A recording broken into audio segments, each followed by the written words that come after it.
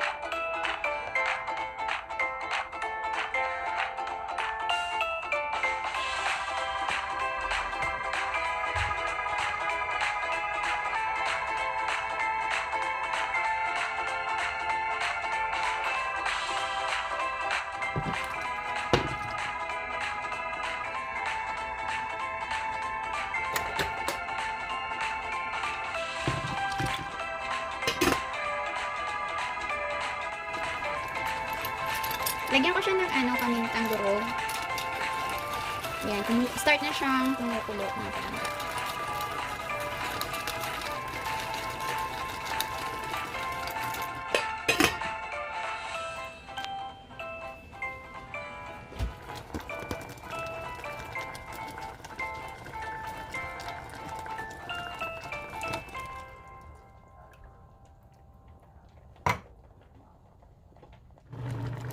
Ilagay na natin yung ating sili. Ayan, isa lang naman yung ating chili. Kaya, sunod na rin natin ang ating talong. Habang meron pa siyang konting sabaw, lulutuin na natin yung talong. And that's it. Ganun lang kasimple. At very easy na paksiw sa gata ng salmon, mga palangga.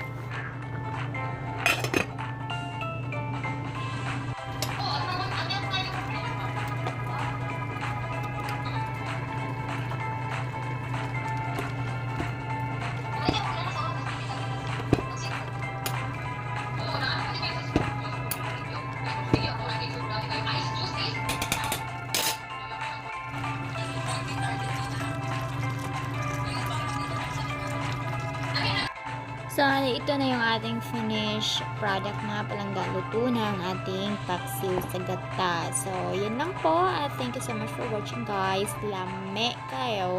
Ayan. So, thank you so much for watching.